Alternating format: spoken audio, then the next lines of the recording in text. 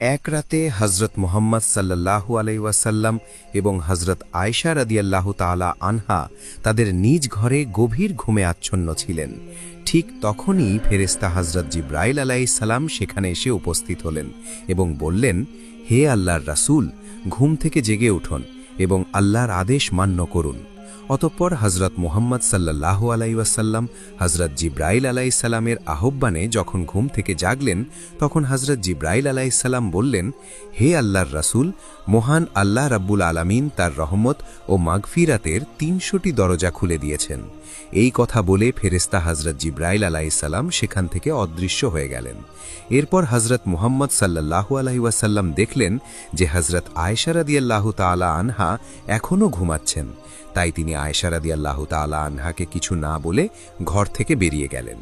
অতঃপর বেশ কিছুক্ষণ পর যখন হজরত আয়েশা রাদিয়াল্লাহু তাআলা আনহার ঘুম ভাঙল, তখন তিনি দেখলেন যে তার কাছে বিশ্বনবী হজরত মুহাম্মদ সাল্লাল্লাহু আলাইহি ওয়াসাল্লাম নেই। তাই তিনি ভাবতে লাগলেন যে এই গভীর রাতে রাসূল সাল্লাল্লাহু আলাইহি ওয়াসাল্লাম কোথায় গেলেন।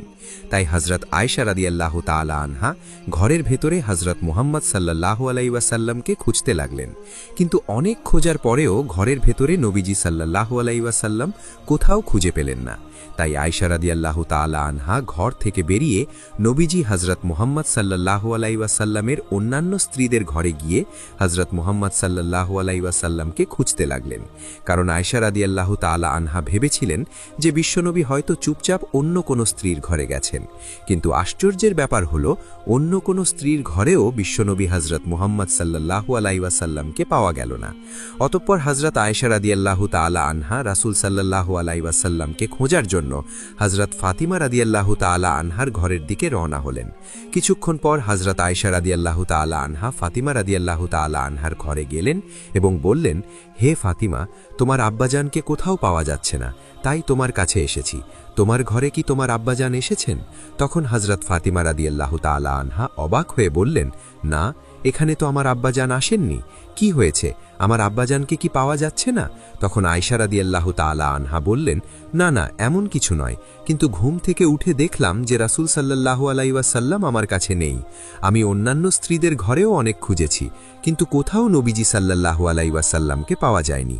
তাই আমি ভাবলাম যে হয়তো আলী রাদিয়াল্লাহু তাআলা আনহুর কাছে কোনো জরুরি কাজ এসেছে। তখন ফাতিমা রাদিয়াল্লাহু তাআলা আনহা বললেন, আচ্ছা চলো আমরা মসজিদে নববীতে খুঁজি।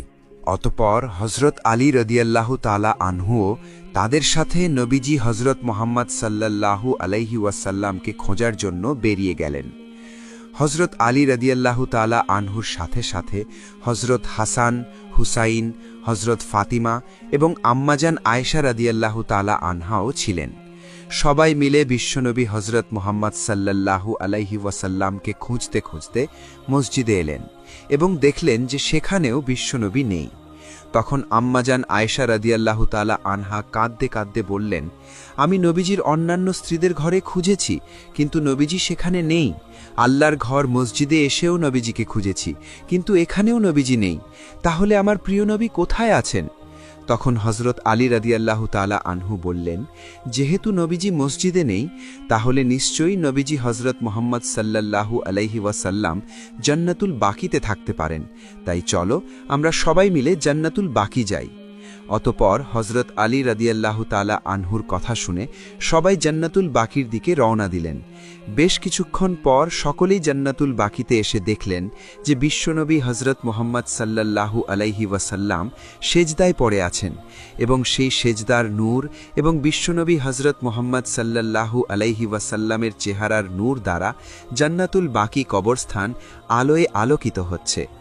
এরপর হজরত ফাতিমা রাদিয়াল্লাহু তাআলা আনহা বিশ্বনবী হজরত মুহাম্মদ সাল্লাল্লাহু আলাইহি ওয়াসাল্লামের মাথার কাছে এসে উপস্থিত হলেন এবং বললেন, আব্বাজান, আপনার উপর কি কোনো ওহী নাজিল হচ্ছে, নাকি আপনি কোনো শত্রুর পিছু ধাওয়া করে এখানে এসে লুকিয়ে আছেন?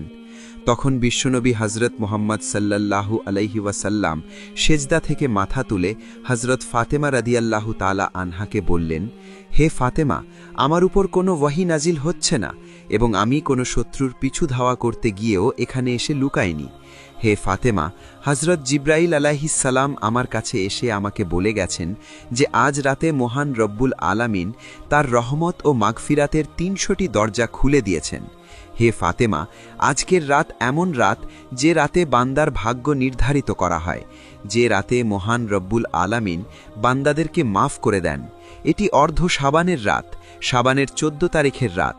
মহান আল্লাহ তাআলা অর্ধ শাবানের রাতে তার বান্দাদের প্রতি মনোযোগ দেন এবং ক্ষমা প্রার্থনাকারীদেরকে ক্ষমা করেন এবং অনুগ্রহ প্রার্থনাকারীদেরকে অনুগ্রহ করেন এবং বিদ্বেষ পোষণকারীদেরকে তাদের অবস্থার উপর ছেড়ে দেন। হে ফাতেমা, আমি সেজদায় পড়ে জান্নাতুল বাকিতে যারা দাফন আছেন তাদের জন্য মহান আল্লাহ রব্বুল আলামিনের দরবারে দোয়া করছি, কারণ আমি যা জানি তুমি তা জানো না, আমি যা দেখি তুমি তা দেখো না। আমি যখন কবরের কাছে এসে দাঁড়াই তখন কবরের ব্যক্তিদের সাথে মহান আল্লাহ তাআলা কেমন ব্যবহার করেন তুমি দিনের বেলায় যেমন সবকিছু স্পষ্ট দেখতে পাও, আমি কবরের আযাব ঠিক তেমনই স্পষ্ট দেখতে পাই। ফাতেমা, আমি জান্নাতুল বাকিতে এসে গেছি আমার সাহাবীদের জন্য মহান আল্লাহ রব্বুল আলামিনের দরবারে মাগফিরাত কামনা করতে। মহান আল্লাহ রব্বুল আলামিন আমার সাহাবীদেরকে জাহান্নামের কঠিন আযাব থেকে মুক্তি দিন। সুবহানাল্লাহ।